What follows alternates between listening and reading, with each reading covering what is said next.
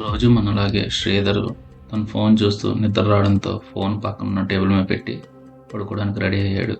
కరెక్ట్గా నిద్ర పట్టే సమయానికి తన ఫోన్ రింగ్ అయింది. అది ఒక వీడియో కాల్. అది వాళ్ళ బాస్ దగ్గర నుంచి. ఆ ఫోన్ ఎత్తిన తర్వాత శ్రీధర్ యొక్క ఆఫీస్ నుండి 5 కోట్లు మాయమైపోయాయి. అది ఎలా జరిగింది? ఇవన్నీ తెలుసుకోవాలంటే ఈరోజు episode the deep fake the digital crime ఫైల్స్లో చూడండి. హైదరాబాద్లోని ఒక పెద్ద కంపెనీలో శ్రీధర్ సీనియర్ అకౌంటెంట్. మనిషి చాలా సిన్సియర్. ఆ రోజు రాత్రి కరెక్ట్గా 11 అవుతుంది. శ్రీధర్ ఇంక పడుకుందాం అనుకునే టైంకి ఫోన్ మోగింది. స్క్రీన్ చూస్తే CEO రాజేష్ సార్. ఒక్కసారిగా శ్రీధర్ షాక్. అరే, బాస్ ఈ టైంలో వీడియో కాల్ చేస్తున్నాడు ఏంటి అని టెన్షన్గా లిఫ్ట్ చేశాడు. స్క్రీన్ మీద చూస్తే CEO రాజేష్ ఉన్నాడు.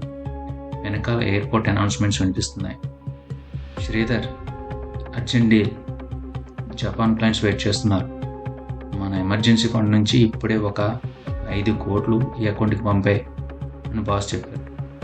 శ్రీధర్కి ఏదో తేడా కొట్టినా సాక్షాత్ బాస్ వీడియో కాల్ అడుగుతుంటే కాదనలేకపోయాడు.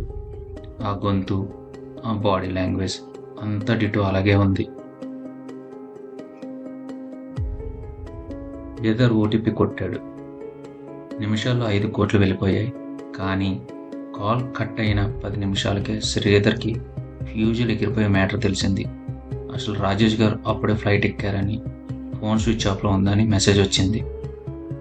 మరి ఇందాక వీడియో కాల్లో మాట్లాడింది ఎవరు? శ్రీధర్కి కాళ్ళు చేతులు వణకడం మొదలయ్యాయి.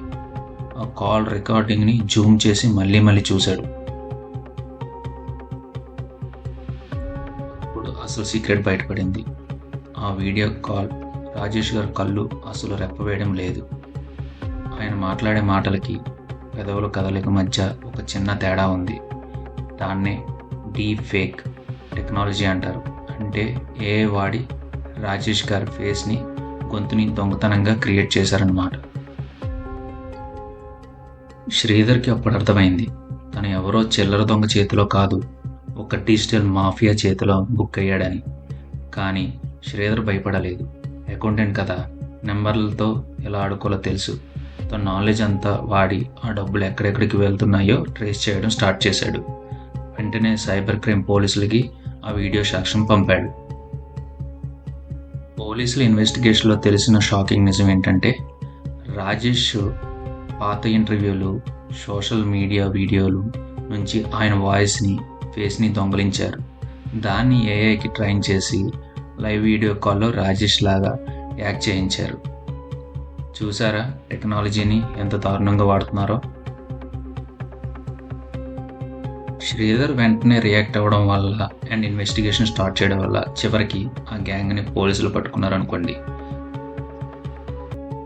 కానీ శ్రీధర్ మనసులో మాత్రం ఒకటే భయం.